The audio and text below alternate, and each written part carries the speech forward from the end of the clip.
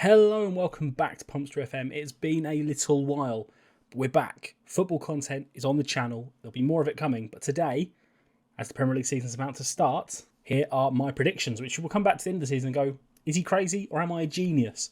Hoping for the latter, more likely going to be the former. But let's find out, starting with 20th to 16th, who's going to get relegated. Let's start there. Okay, so here we are, starting with 20th. Bottom place. Now, the bottom three, I'll be really honest with you, was quite tough. I don't think the order I've got them in will necessarily be the exact order they end up in, but I think these three, unfortunately, fall into that category of the weakest teams. In 20th, Luton Town. And I'm really... This is the one out of the three. This is the one out of my bottom three that I'm least confident with. And you might ask, well, why you put them in 20th then? Because this feels like one end of the spectrum for them. They will either be really, really good, kind of giving you Brentford vibes, that kind of like coming up, keep the core together, add a little bit of talent from a league you know, adding championship talent, adding, as I record, they've just added Ross Barkley. I love that business. I love bringing in experienced Premier League players on a free, just allow you to know how to navigate the league. He's not a veteran of relegation battles, but he's a veteran of really high level football and he's worked under some great coaches. But Luton bottom, I just think you look at their squad and go, there's not a lot of players there that have got Premier League pedigree. There's not a lot of players there that you go, okay, I'm really confident that they will do well. And they might do well. There might be some players here that will come in and do really well. I think Adebayo up front is a really good striker. I think technically, actually, really underrated with his feet. Reads the game quite well for a big man striker with a lot of pace to bring with it as well. But technically very good. There's some good players there. Ryan Giles, another signing I like.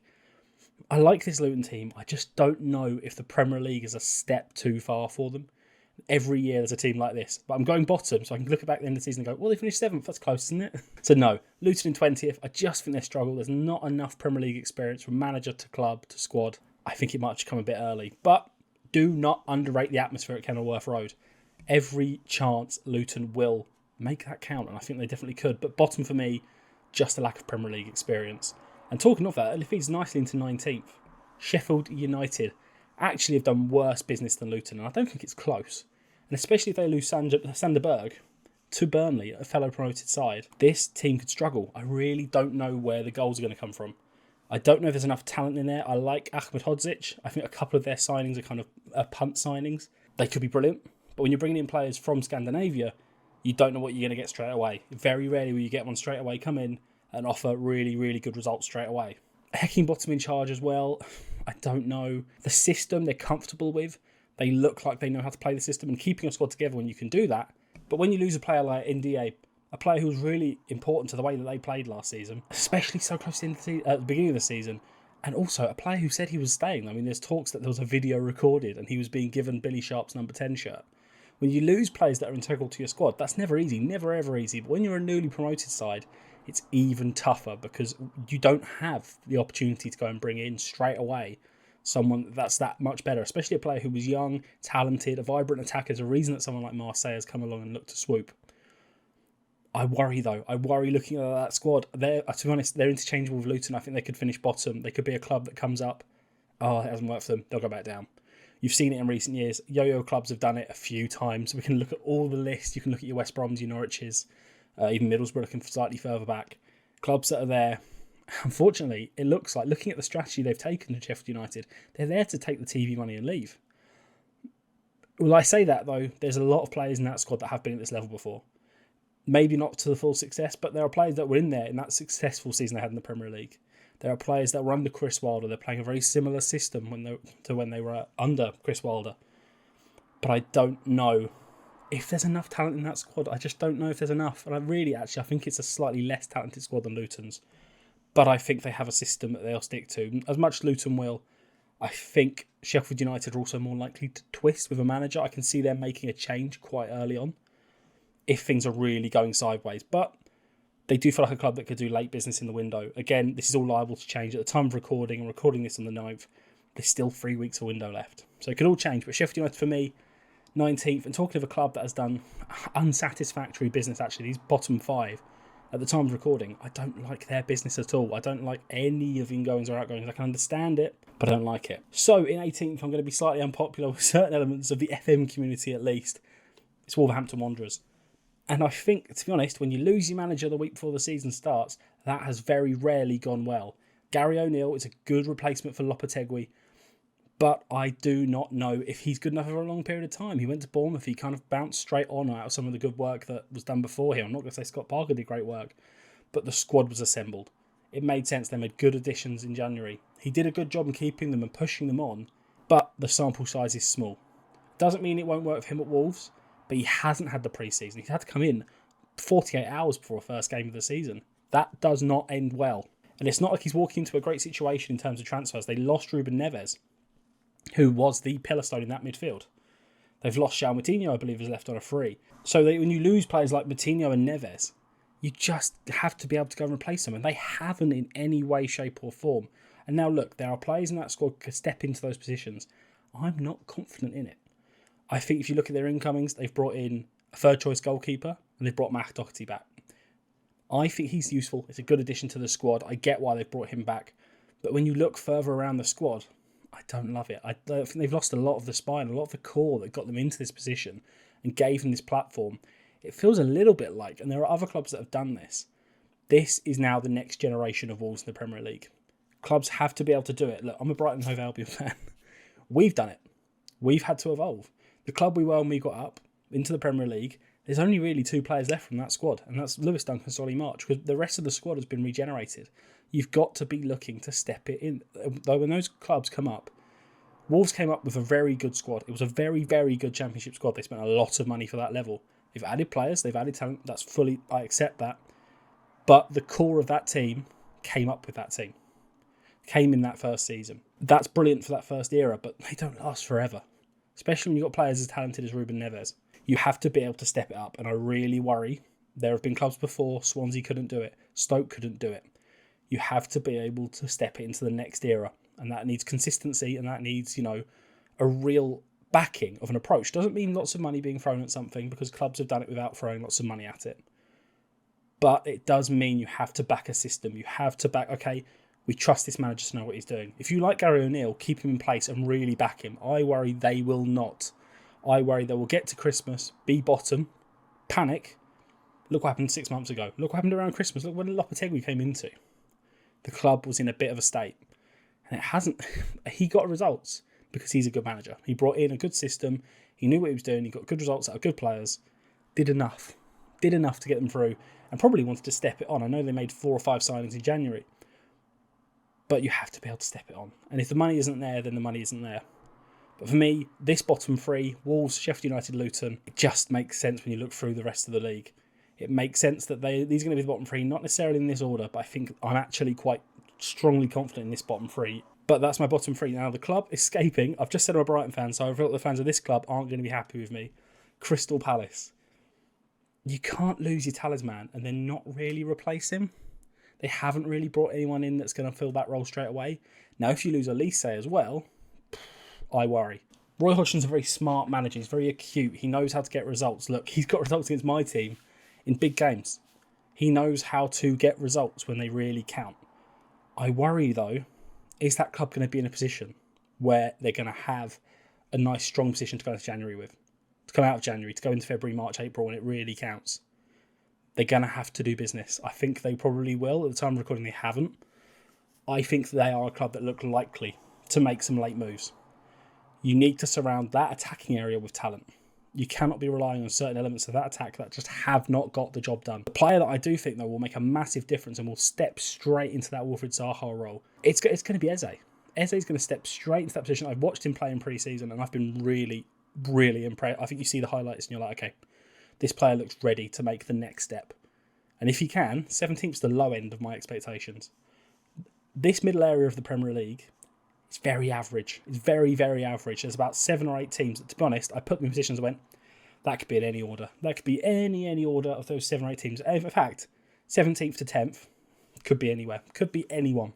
Makes absolutely no difference. It's a guesswork. And I've gone off individual talent in the squad and the summers they've had. How disrupted, how consistent. Crystal Palace have had a disrupted summer because they waited for Wilfried Zaha to make a decision that ultimately they didn't like. You cannot exist in that world. You need to be ready for when that player leaves. You need to have the progression plan. You need to know, okay, Zaha leaves, Eze becomes the main man. That actually makes an awful lot of sense to me. I think they brought him and Elise in with the thought which actually is going to lead me back to my conversation about the next generations of teams. Elise and Eze look like they can step in. Now, if Elise leaves for Chelsea or Man City, we have a slightly different conversation. They need to go and invest. And there are some players they could definitely invest in. But for me, Crystal Palace in 17th just makes sense. Also, an important addendum to Crystal Palace not signing the right players. I've just realised they signed Mateus Franca. A lot of talent, a lot of ability. Going to take some time to settle in the Premier League. But could also step into that attack. So maybe if you lose someone like Elise, it's not the end of the world. But moving on, number 16. West Ham. A team whose transfers I just don't like. I think their business is shoddy. West Ham are a team that go through a constant cycle. They will build a nice foundation of a squad. Then they'll decide they need to step it on to the next level, which, to be fair, lots of teams go through this cycle. Go and sign a couple of fair players. One might work, one might not. You know what I mean? A couple work here and there. For every Payet, there's a Diafra, Sacco, or way worse players that come to mind, actually. And then it all crumble, then we'll go back to the foundational players. But that initial foundation will have moved on. Okay, we need the next ones. This summer is going back to that foundation. Last season was a success in some sense. You don't win a European competition and decide, oh, that was a bad season. For West Ham, that's a successful season. For any club that isn't the top four, so your Man City, your Man United, your Liverpool, those top sides, if you win a European competition, thank you very much. That's a big moment in club history for any club, really. But they haven't built on it. They've regressed. They've gone backwards from a poor season, which is a real horrible place. That is a place of weakness and moving backwards. Losing Declan Rice looked like a certainty for the last 18 months.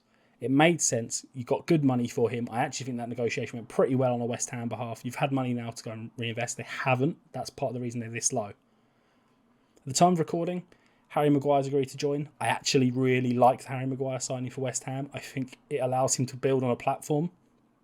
David Moyes will not give him work that he is not capable of. Do not bring in a technical director who wants to do things in a European fashion and then have a manager that wants to do things in an English fashion, in a British football fashion, because I'm aware he's Scottish. Those two things do not rest in the same world. That, I think, the club is split. The club has a split personality at the moment. You cannot go into a season like that. It's uncertainty for the players, it's uncertainty for the fans, it's uncertainty for the club as a whole. That does not work. You cannot, and I think 16th could be high. I think you could see them draw into a relegation battle if it all goes on the lower end of expectation. If Harry Maguire shows up and he's just gone, his confidence is gone, has a tough start to the season, it's possible. West Ham is 16th for me. Iffy. I think we could be looking lower than this when we come back. But equally, go and make some good signs before the window ends. Upwards is always possible for this football club. West Ham are very capable of surprises, especially under David Moyes. But in 16th, West Ham United. So in 15th, Nottingham Forest. Now, for me, what I like about Nottingham Forest's business is it hasn't been erratic.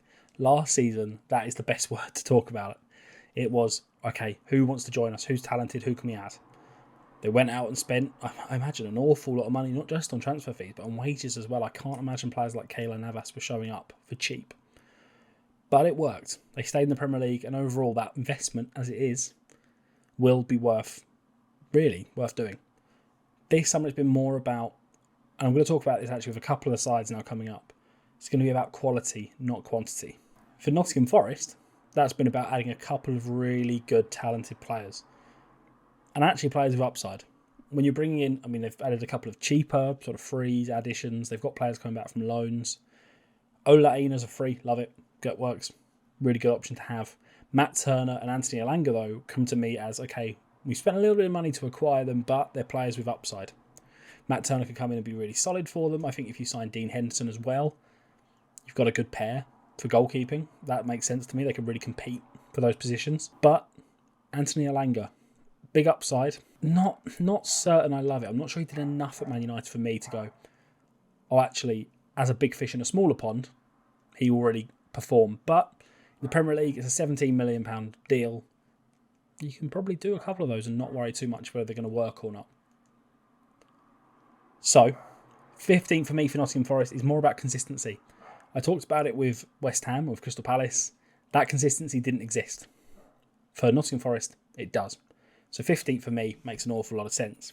Above them, though, Brentford, a team who've been linked actually with Brennan Johnson from Nottingham Forest, who, okay, he's brilliant for them, but would be an even more brilliant signing for Brentford. Having the opportunity to sign a player like that It would be brilliant. And I think Brentford have gone out this summer and looked for players that they have probably had on their shortlist for a while, but haven't been able to really get anyone of any real established talent. And now I'm going to get onto the real issue of Brentford's season in a minute. But in terms of ins, Nathan Collins, I think that makes sense. It's a high upside signing.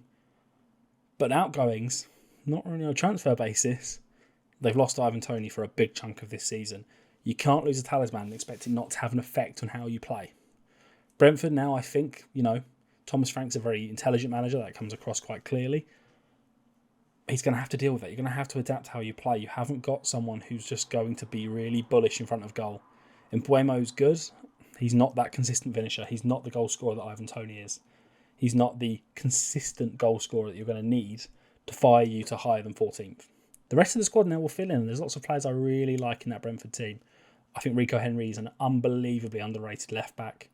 I think the work he does goes completely unnoticed by most of the league. But for Brentford, that's what you want. You want your best players to go under the radar. We had it as a Brighton fan. We had it with Lewis Dunk. He's hidden under the radar for a long old time, and that has benefited us. Accept it. Accept the fact that you're going to keep good players for longer than other clubs would. That makes sense. Keep doing what you're doing, Brentford. I like what you're doing, but 14th for me is more a fact that I think the field is tightening. I think the rest of the league, there's a few teams here that are catching back up to where they've been. And there's a few, there's a tightening of this middle pack. There's a tightening here where I say there's about 8 teams who could all finish in a completely different position, and it would make sense. But for me, Brentford in 14th makes an awful lot of business sense for me. But I think, Brentford in 14th makes a lot. Now, next up, another team who had a really good season in 13th, it's Fulham. They had what would be the perfect first season in the Premier League. It was undisrupted. There weren't really a lot of issues. Mitrovic, you had a goal scorer. If you can get into the Premier League and have a goal scorer come with you and score goals again, life's good, you cook him.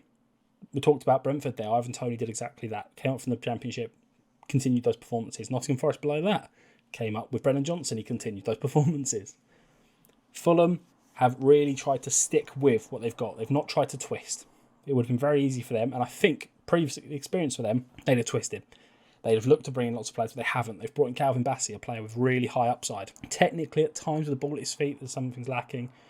But 1v1 defending, brilliant. Aerially, brilliant. I think there's a lot to like about Calvin Bassey. A reasonable investment, but, again, a reasonable investment, really, is how I'd put it.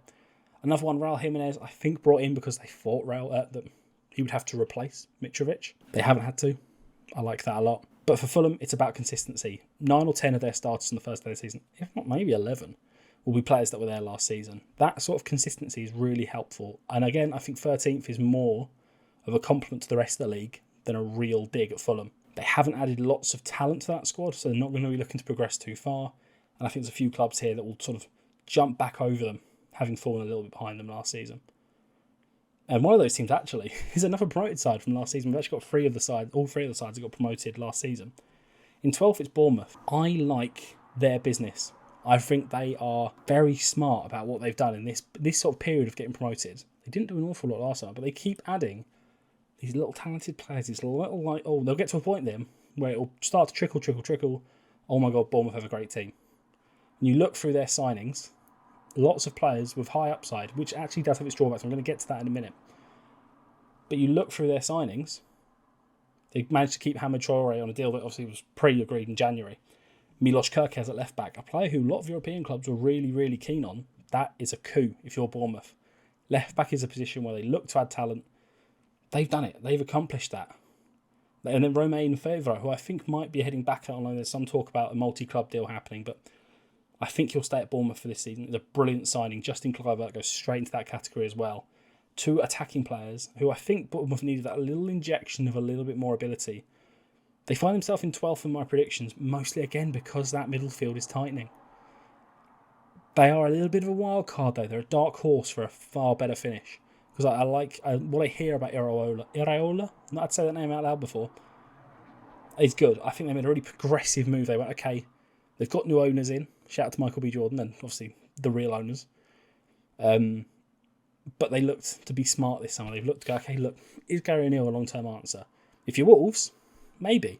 If you're Bournemouth and you're looking, really, I think Bournemouth have looked at the model that my club Brighton have gone with. I mean, a little bit the Brentford model as well, where they've looked to kind of incorporate, okay, what's the smart move? what would be if we're not super committed to Gary O'Neill, who, let's be honest, was a caretaker manager. Okay, what can we do to improve it? Who's one of the brightest young managers out in Europe? Iraola's getting good performances out in Spain. We'll go and do it. They were really proactive, which could come back to hurt them. That's why 12 for me feels like a good middle ground. But I think there's about 4 position leeway either direction.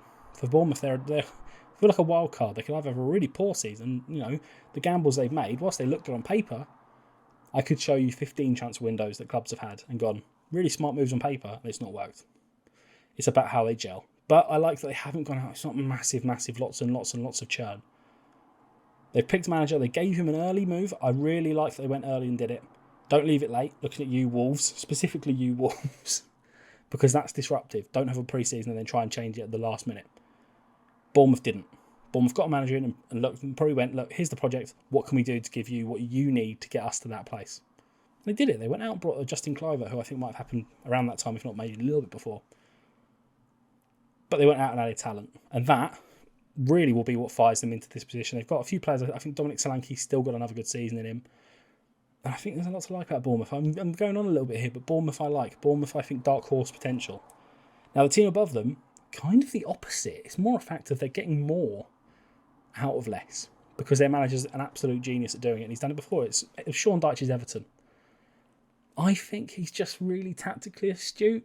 I think, they'll probably do a little bit more business. This is a little bit in anticipation of what's coming.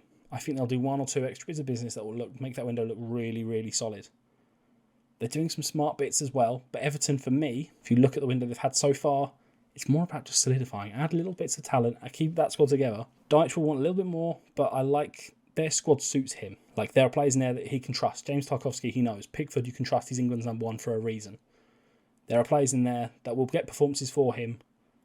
It could go either way, though, Everton. 11th for me, I went high with them because I trust Sean Dyche. He proved when he came in that the talent is there. He can get performances out of them. I know it was very last minute, last day. But they've looked to move away from being that sort of club where they just make those sort of panic moves when you look for their business. Dan Juma, for me, love it. Absolutely love it. I think he makes a lot of sense for this team, for the sort of attacking wide player that Sean Dyche has always loved. Talking about that, Dwight McNeil was obviously at Everton as well. The squad's pretty built for him. I think if you can keep Calvert-Lewin fit, this to me feels like a Calvert-Lewin staying fit season, which I know is a little bit like asking the sun not to shine in a very warm place. But Calvert-Lewin, if you can get him back to the top end of what he was, which I feel like we're getting to that point with Calvert-Lewin where it's, well, is that player even still there anymore? I think it is. I think that player still exists. And I think Sean Dyche has a system that will really benefit a fully fit Dominic Calvert-Lewin. And I also think they've got the ability to go and shift again. Everton always have this ability to go and bring in 1 or 2 players. But if they can trust Sean Dyche, they can trust that, okay, what do you want? What suits your system? And I think they're actually in a better place than Burnley were to do that because they can take risks. They can take risks that Burnley were just never capable of. They've got a new stadium coming, so the finances are a little bit limited. But Sean Dyche is a genius. If he was anything else, if he was any other nationality, he'd be linked with far better jobs. For me, Sean Dyche is the reason that Everton are in 11th here. I think they'll do really well under him. I think it's just that simple. They'll do more business. I really think that's going to happen. They're the one team actually where I've kind of done it in anticipation, so they could fall way lower than this. But they could also be higher. Let's not pretend that Everton haven't done it before. Everton in 11th. I like it a lot. Now, the team in 10th might shock you a little bit. It shocked me when I went through the rankings. But they are Brighton in 10th. That's what I'm saying. I know it's just a shock, but Brighton in 10th. It's, for me, it's a combination of a lot of football, first experiences for a lot of these players in a European competition, and the eye wanders, even if they'll tell you it doesn't. Subconsciously, it always will. It will always wander a little bit. I love the business so far. Letting McAllister leave, but bringing in someone like Mahmoud Dahoud on a free makes a lot of sense. I think you can they cut corners a little bit with some places, but in places you can probably get away with. I think bringing in someone like James Milner offers versatility. I mean, he's only played one pre-season game. For us, he's played a lot more than one Premier League game. He's played 2 decades of Premier League football. You can't really do better than that for experience. I know he's older, and I know there's a little bit about that. But this Brighton squad feels nicely balanced. João Pedro was an expensive risk, but a pretty fair one. It made sense. A player who's played at this level before and performed, you have to pay more for that. And Brighton look more willing to do that now.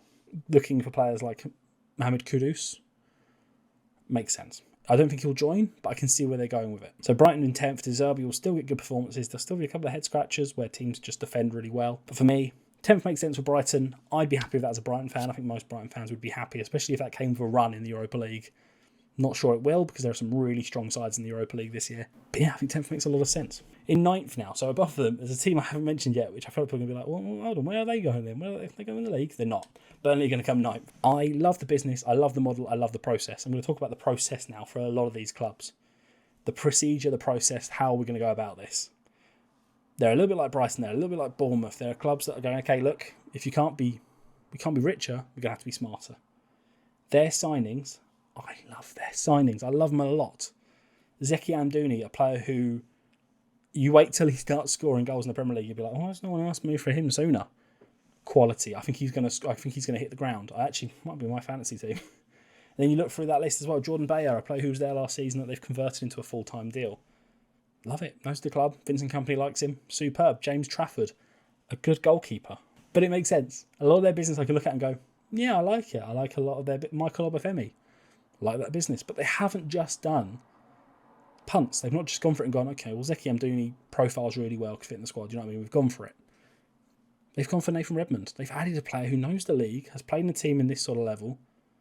Quality. Doesn't have to start lots of games, probably isn't coming and think he's going to start every game. But a really nice, experienced add-on for the squad. I like Burnley. I love Vincent Kompany, which is, I know, a bit of a weird one.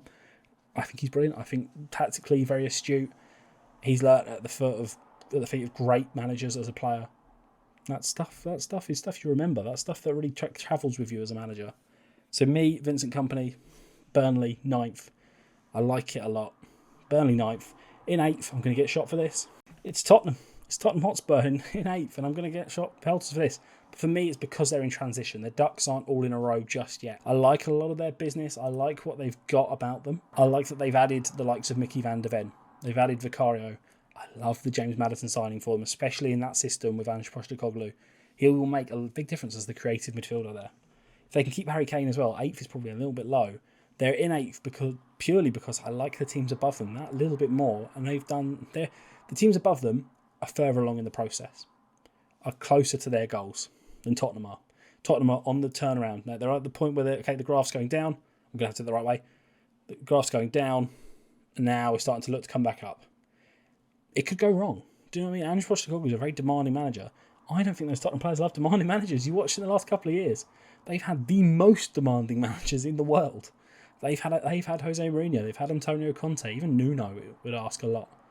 Players haven't liked it. The players at Tottenham, ever since Pochettino left, have kind of down tools a little bit. Have not been elite players. Have not been, other than the real top end of that team, other than Harry Kane and Heung-min Son. Nope, not much cop. None of them have stood out to me and gone, wow, those are world-class footballers.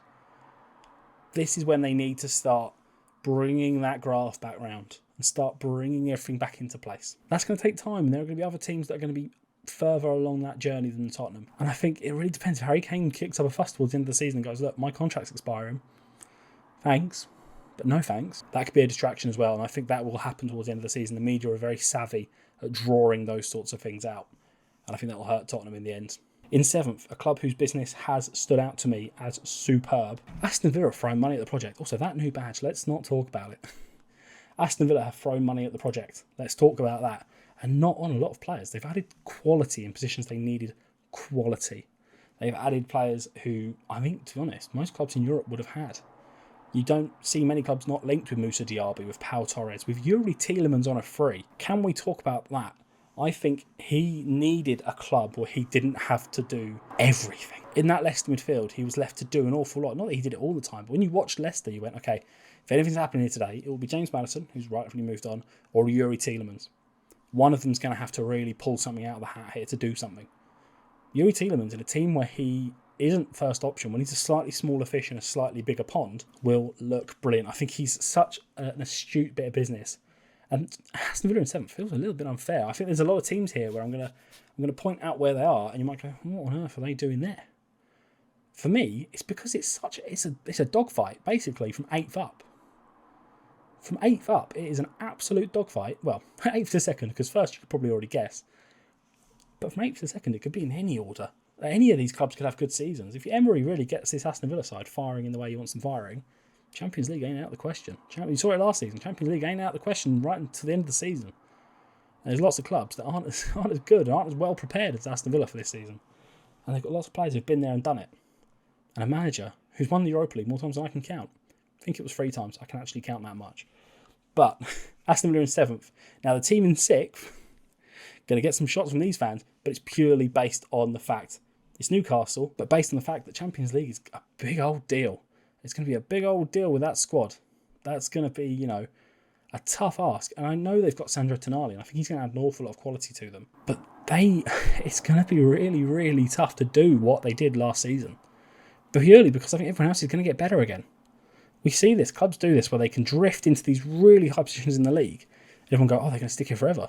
Newcastle aren't that point yet. I think they've started trying to do that. They've tried to sort of bring that talent in now that can keep them at that level.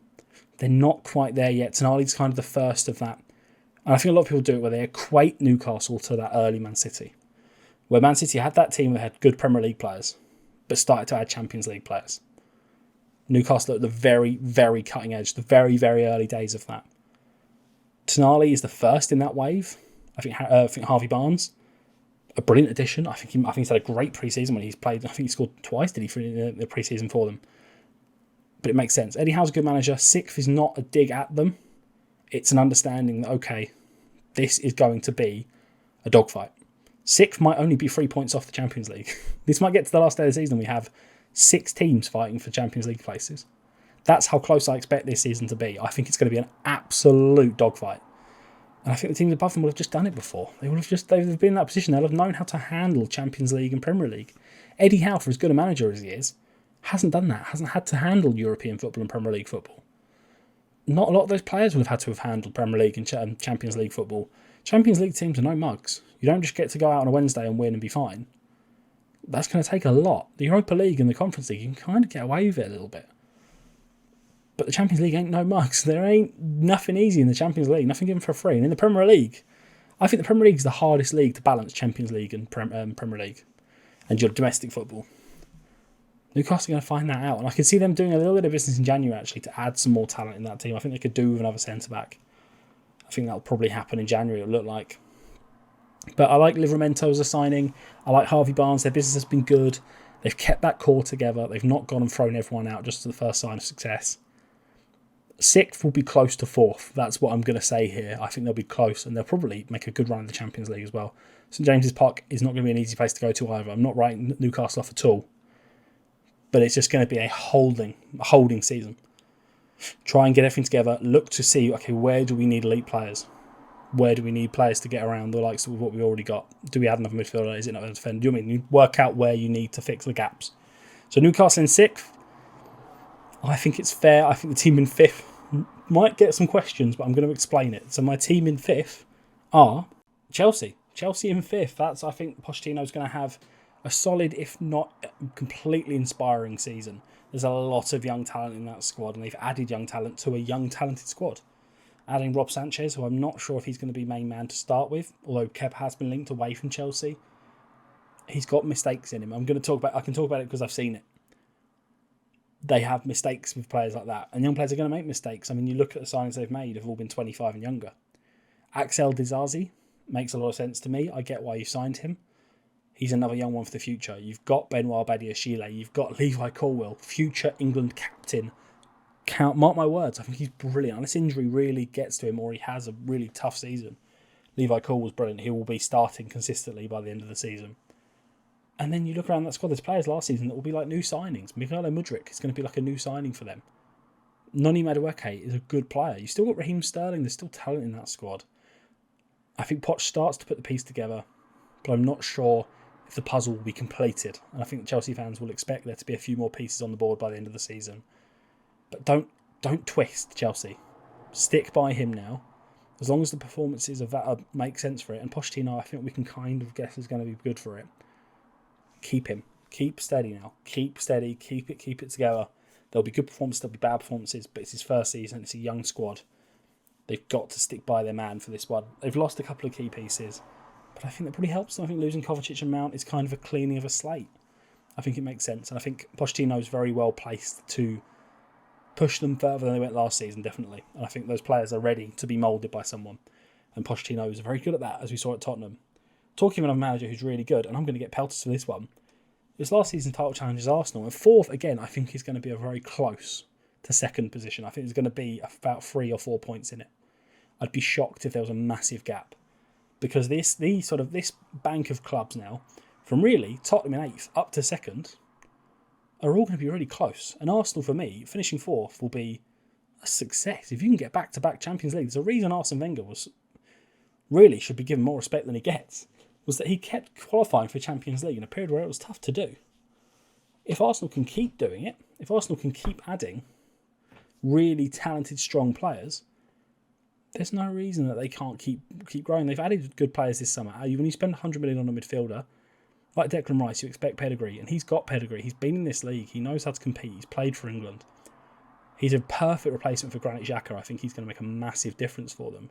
Yuri and Timber, I think, again, the versatility you get there from a player who's physically capable, also reads the game immaculately well, I think is a really good signing. Kai Havertz is a nice add, especially from a team in opposition, to take him away from a club who could be competing. And I mean, look, I've got 4th and 5th here, a team that you're going to be competing with for positions, but you've also got Champions League. And injuries really affected Arsenal last season, and if they happen this season, they ain't going to get easier. It isn't going to get easier when you've got games every 4 days. I've said that for a lot of clubs. Actually, there's a lot of clubs this season, with the way that the league shook up last season, are going to be facing European football for the first time in a long time for a lot of them, if ever, my club. So that's going to make a big difference, a big difference for clubs like Arsenal. Arteta's smart, he'll problem solve, but I think there'll be a lot of problems. And fourth shouldn't be seen as a failure for Arsenal. As much as certain YouTube channels, you know who you are, will love it because failure is the thing that they succeed off. Arsenal should see 4th as a little bit of a success, a holding pattern, hold this position, and then you look to build again. And you've balanced the plates now. You've added more plates to it, you've got to keep them spinning. The next tied up, another side they're actually now, this will be their next step in their evolution. Man United, I think, will finish 3rd. I can't see them answering a really big title challenge.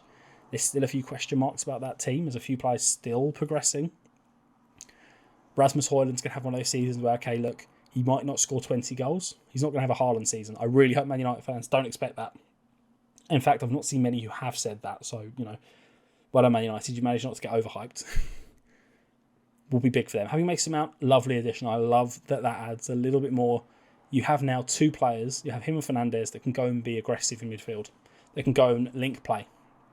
Rashford is still brilliant. I still think he's fantastic. Anthony, I'm less convinced on. I think he does the job he's asked. I don't think he'll ever be the main man. He might think he's the main man, which, goodness me, I worry for him if he does. He needs to add more to his game to be considered that. But it's a good squad. I like what they're adding. If they can look to move Maguire on and bring in someone like Jean-Claude Todibo or Benjamin Pavard, who they've both been linked with at the time of recording, I like the additions. I like the squad. It makes an awful lot of sense. Man United's squad makes a lot of sense. The manager knows what he's doing. He knows how to put this all together. And it's going to be a good season. They've got Champions League football again to think about.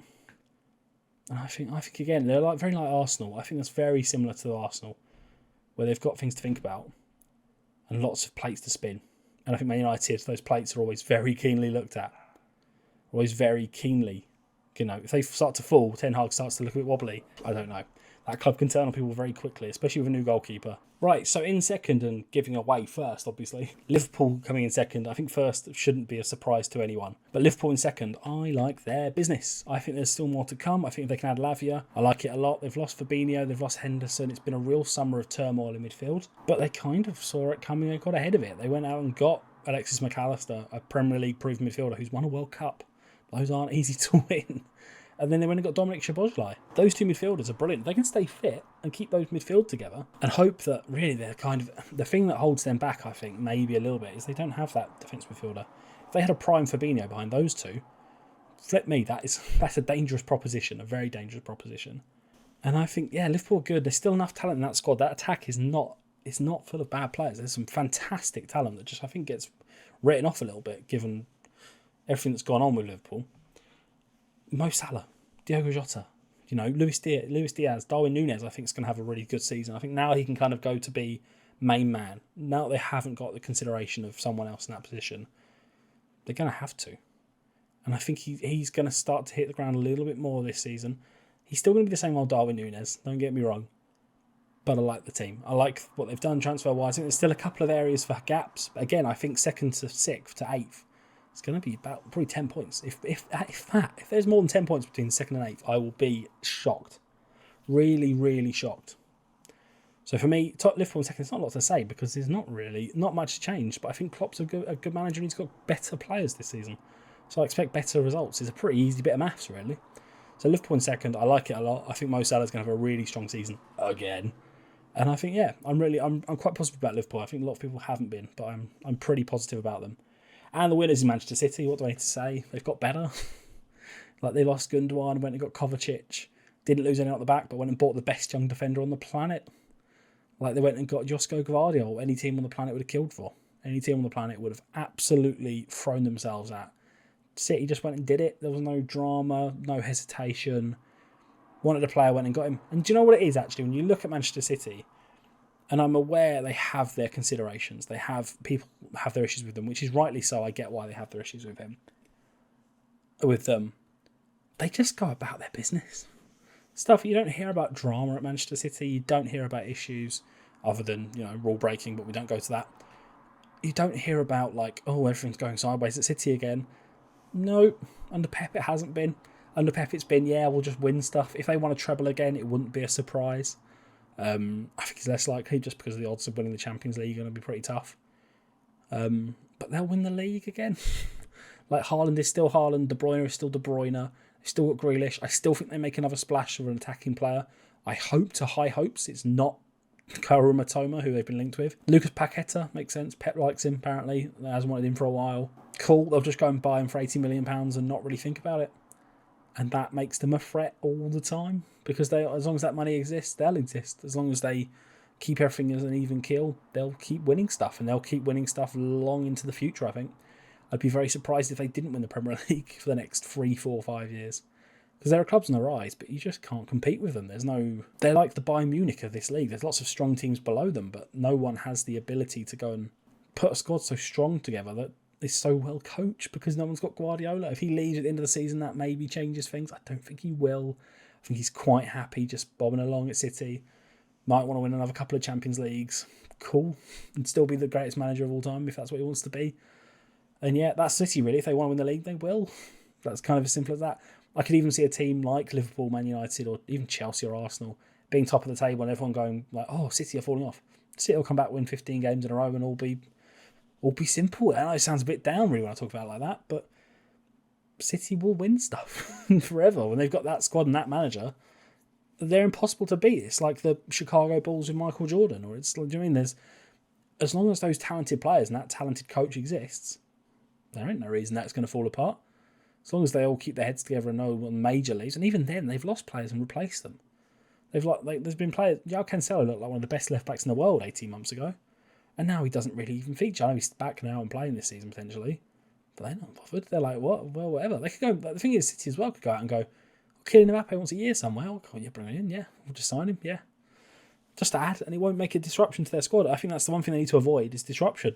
And Pep's pretty good at that. None of his sides have ever really had disruption. None of his Bayern side never had it. His Barca side never really had it. Off one or two players maybe.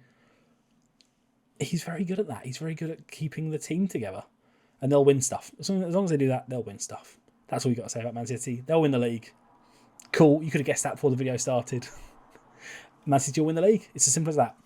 What do you think of my predictions? Let me know down below. I want to know what you think of my predictions. Give me your down there as well. Give me yours, your predictions for the league. 120, give them to me as well. And we'll come back to this. The whole plan with this is to come back with this at the end of the season. Might even come back to it at Christmas. We'll see. We'll see if everything's gone really... If it's gone really badly wrong, you'll never see a follow-up to this video. So, but if you've enjoyed that, please make sure to go down and hit the like. There's going to be more football content. I'm really keen now to keep this going.